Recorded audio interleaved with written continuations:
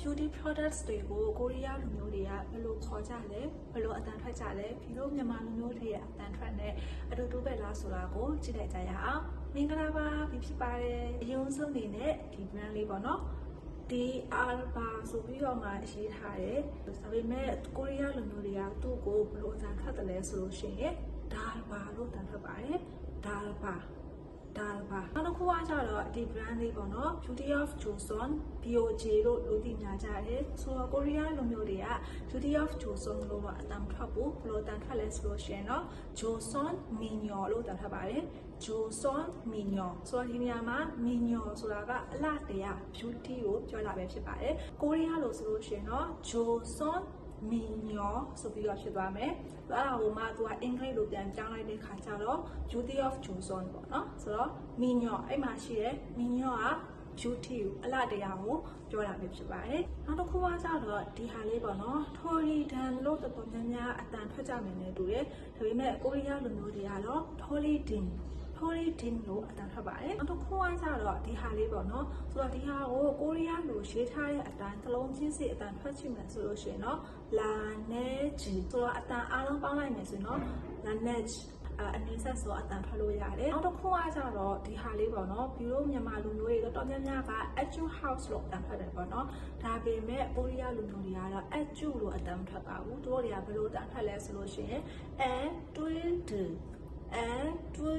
လို့တန်ထွက်ပါတယ်ဆိုတော့Etude House ဆိုပြီးတော့သူတို့အတန်ထွက်ပါတယ်နောက်တစ်ခုကကျတော့ဒီဟာလေးပေါ့နော် Jangseongmu လို့အတန်ထွက်ကြလိမ့်မယ်နဲ့တူတယ် JUNG Jang ဆိုပြီးတော့လေဒါပေမဲ့ကိုရီးယားလူမျိုးတွေက JUNG Jang လို့အတန်ထွက်ပါဘူး Jong လို့အတန်ထွက်ပါတယ် Jong ဆိုတော့သူရဲ့အတန်ထွက်အမှန်ကိုရီးယားလူမျိုးတွေထွက်တဲ့အတန်ထွက်ကဘယ်လိုမျိုးလဲဆိုလို့ရှိရင် Jongsemul ဆိုပြီးတော့အတန်ထွက်ပါတယ်နောက်ဆုံးတစ်ခုကတော့ဒီဟာလေးပါဆိုတော့နောက်ဆုံးဆိုပေမဲ့ဒီအရင်ကြိုက်လို့နောက်ဆုံးမှထားတာပေါ့နော်ဆိုတော့ဒီဟာရဲ့အတန်ထွက်ကိုတော်တော်များများက skin 1004လို့အတန်ထွက်ကြလိမ့်မယ်နဲ့တူတယ်ဘာမှမလို့ရှင်တချို့သူတွေကလေဒီဟာကို skin 1004လို့တော့မသိကြပဲနဲ့စံထဲလာလို့တော့မှအမှတ်မှားကြရပေါ့နော်ဘာဖြစ်လို့လဲဆိုတော့ဒီမှာကြည့်လိုက် skin 1004ကြာတက်လေးရေးထားပြီးတော့ဒီစံထဲလာအောင်ဆိုတော့အကြီးရေးထားတဲ့ခါကျတော့လေတချို့မသိရသူတွေကဒီ brand ရဲ့နာမည်ကိုစံထဲလာဆိုပြီးတော့အမှတ်မှားကြရပေါ့နော်ဒါပေမဲ့ကိုရီးယားလူမျိုးတွေကskin 1004လို့လည်းအတန်မထွက်ဘူးစံထဲလာလို့လည်းမခေါ်ဘူးဘယ်လိုအတန်ထွက်တယ်လဲဘယ်လိုခေါ်တယ်လဲဆိုလို့ရှိရင်တော့ skin chonsa လို့ခေါ်ပါတယ် skin chonsa ဆိုတော့ဒီနေရာမှာအဓိကပြပေးချင်တာက chonsaချွန်စာကအဓိပ္ပာယ်နှစ်ခုရှိရပေါ့နော်ပထမတစ်ခုကကြတော့1004ဆိုတဲ့အဓိပ္ပာယ်ပါဆိုတော့ဒီမှာရေးထားတဲ့သူ့ရဲ့ brand နာမည်ဖြစ်တဲ့ skin 1004တတိယဖြစ်1004ကိုကိုရီးယားလို့ပြောလိုက်တော့ချွန်စာအဲဒါမျိုး skin 1004ဆိုတဲ့အဓိပ္ပာယ်ပါနောက်တစ်ခုကကြတော့ချွန်စာရဲ့အဓိပ္ပာယ်ကနတ်သမီးနတ်သား angel ဆိုတဲ့အဓိပ္ပာယ်လည်းရပါတယ်ဆိုတော့ဒီ skin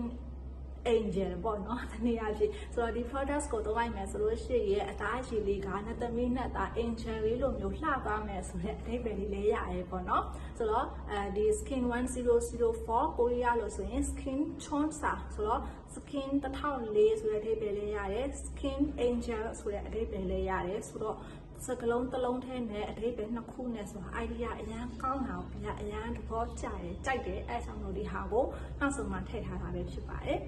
ဒါလေးကကိုရီးယားလို့ဆိုလို့ရှိရင် skin chonsa လို့အတန်ထွက်တယ်အင်္ဂလိပ်လိုကြတော့ skin 1004လို့အတန်ထွက်ပါဘူး skin 1004လို့အတန်ထွက်ပါတယ်ဆိုတော့ဒါလေးကိုပြီးခုနတုန်းကဗီဒီယိုထဲမှာပြပေးသွားဖို့အကြံနေခဲ့လို့ပါโอเคဆိုတော့ဒီဗီဒီယိုကတော့ဒီလောက်ပါပဲ K beauty products တွေထဲမှာကိုကအတန်ထွက်ရခက်နေတဲ့